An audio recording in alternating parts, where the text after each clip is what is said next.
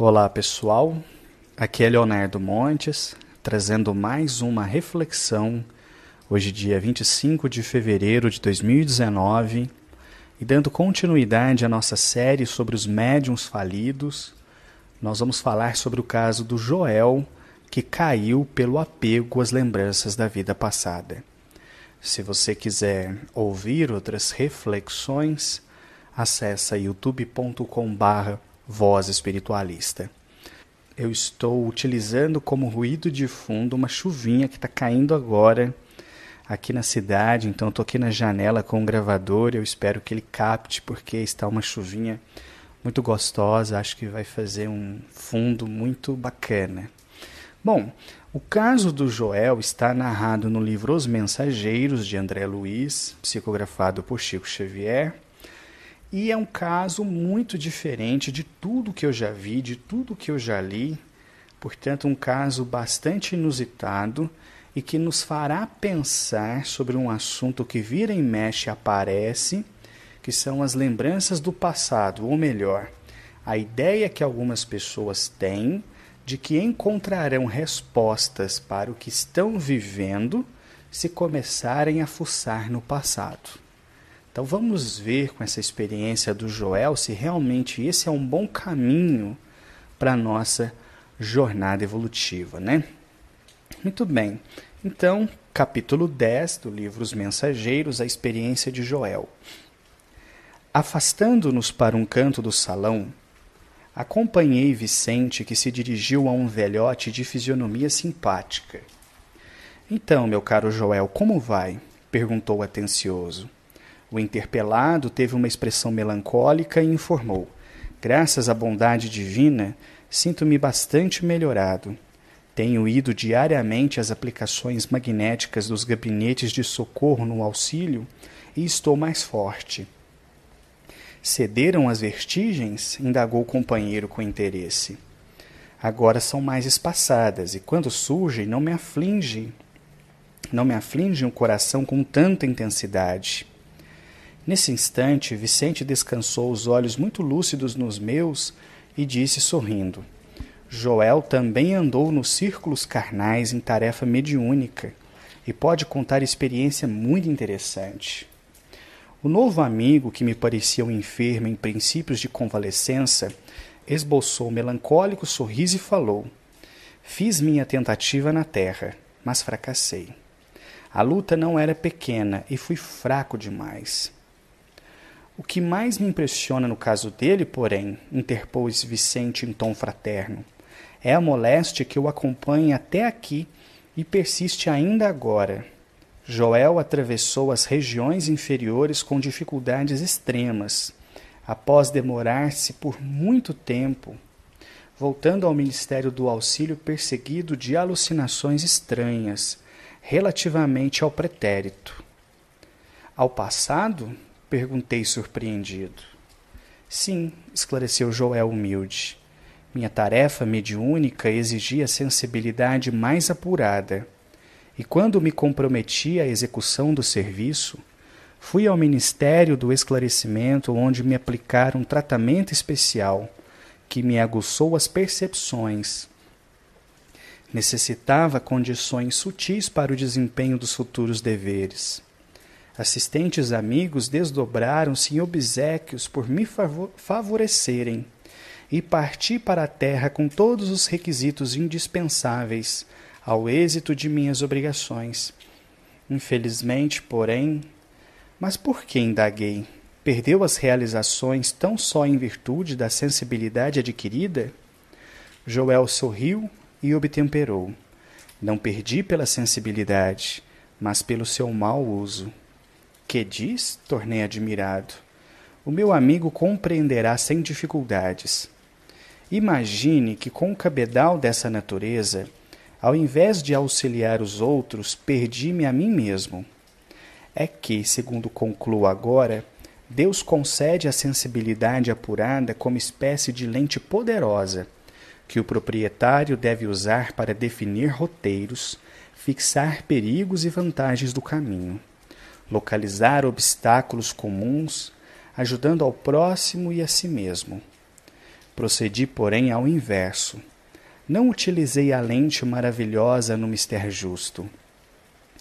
Deixando-me empolgar pela curiosidade doentia, apliquei-a tão somente para dilatar minhas sensações.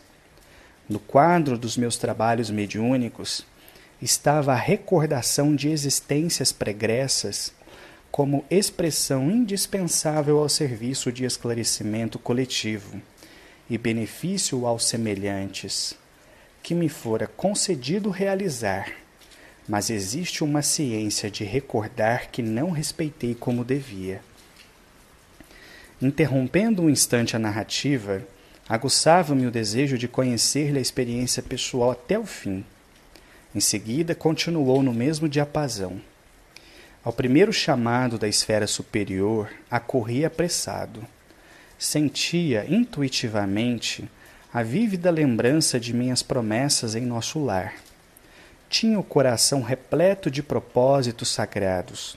Trabalharia, espalharia muito longe a vibração das verdades eternas.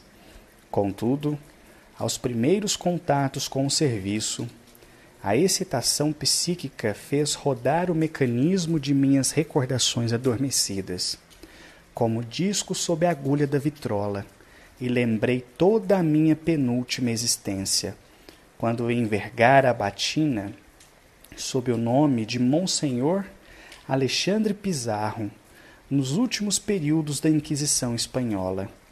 Foi então que abusei da lente sagrada a que me referi.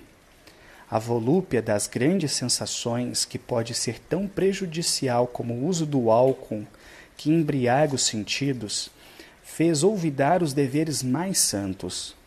Bafejaram-me claridades espirituais de elevada expressão. Desenvolveu-se minha clarividência, mas não estava satisfeito senão com rever meus companheiros, visíveis e invisíveis, no setor das velhas lutas rigorosas. Impunha a mim mesma a obrigação de localizar cada um deles no tempo, fazendo questão de reconstituir-lhes as fichas biográficas, sem cuidar do verdadeiro aproveitamento no campo de trabalho construtivo. A audição psíquica tornou-se-me muito clara. Entretanto, não queria ouvir os benfeitores espirituais sobre tarefas proveitosas, e sim interpelá-los ousadamente no capítulo da minha satisfação egoística. Despendi um tempo enorme dentro do qual fugia aos companheiros que me vinham pedir atividades a bem do próximo, engolfado em pesquisas referentes à Espanha do meu tempo.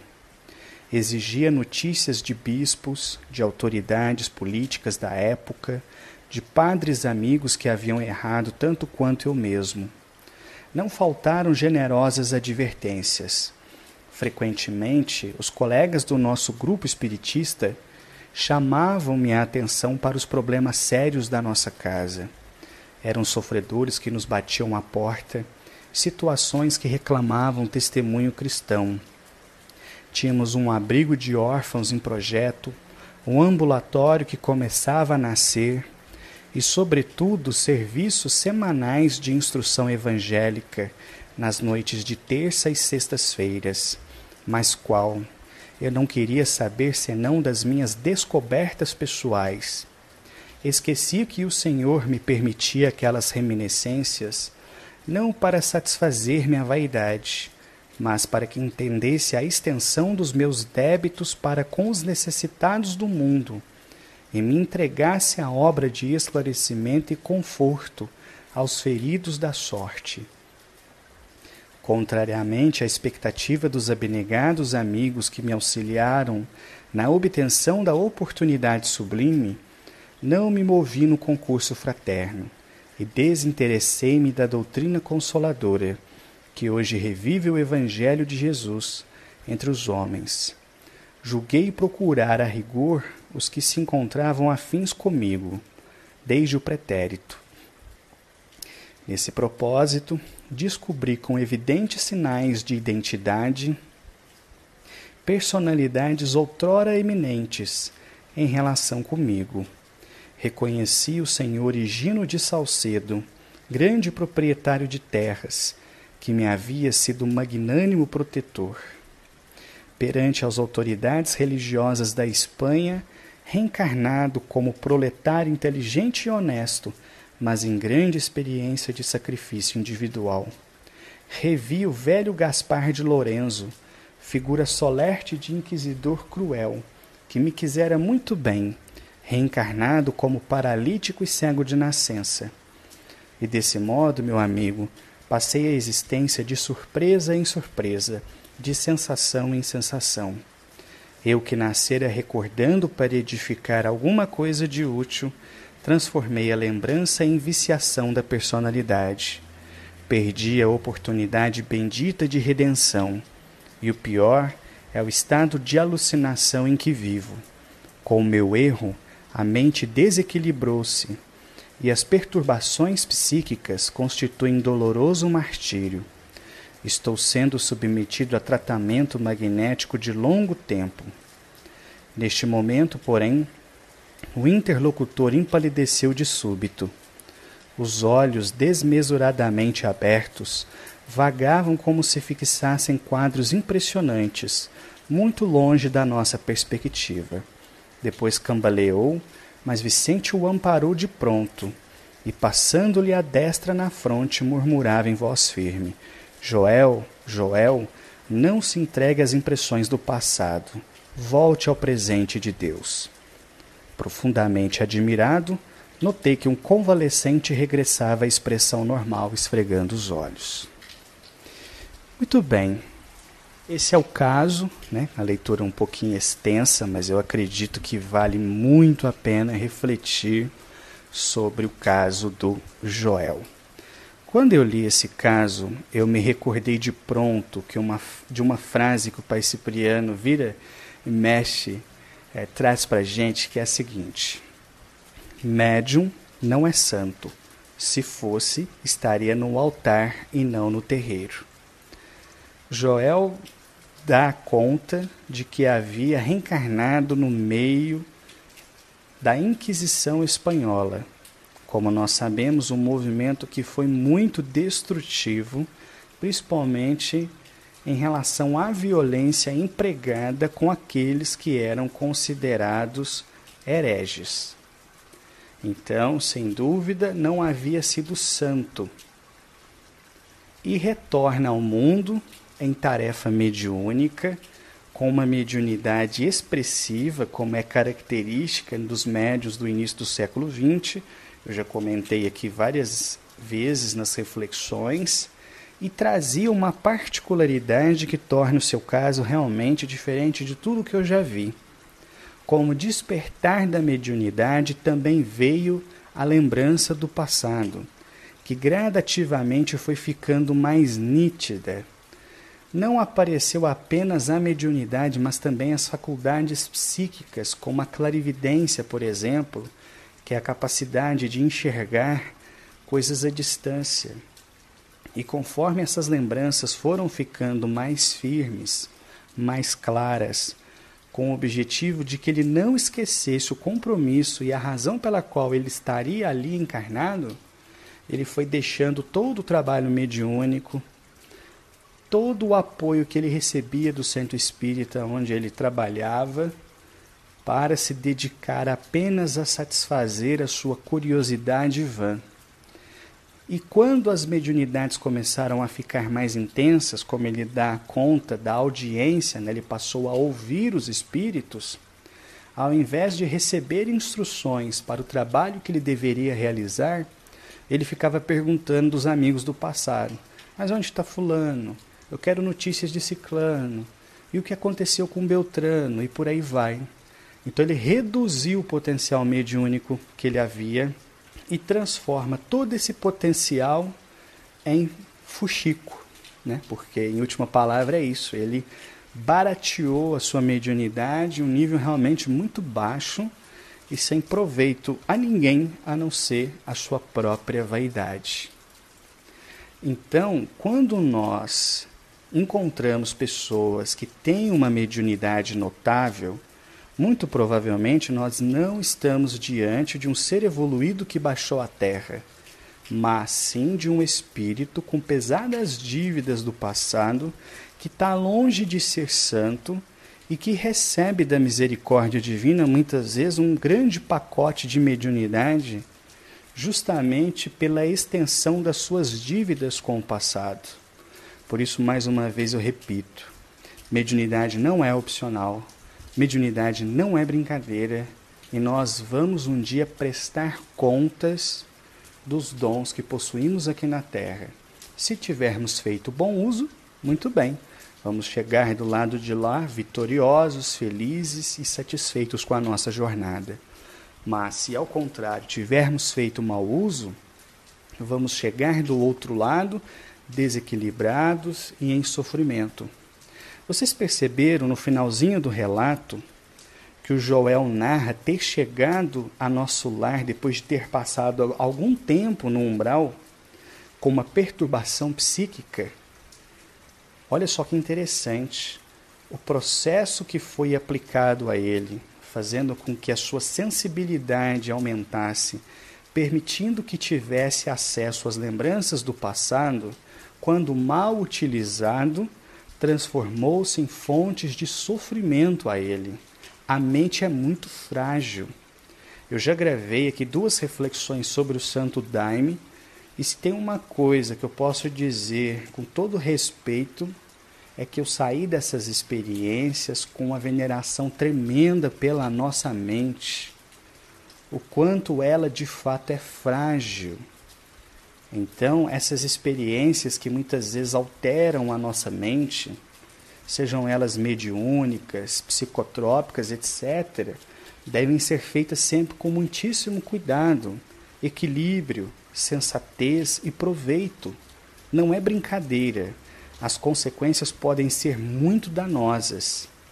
Então, de tanto ele fixar a sua atenção no que passou, frequentemente, quando em estado de angústia, a sua mente se voltava àquele período.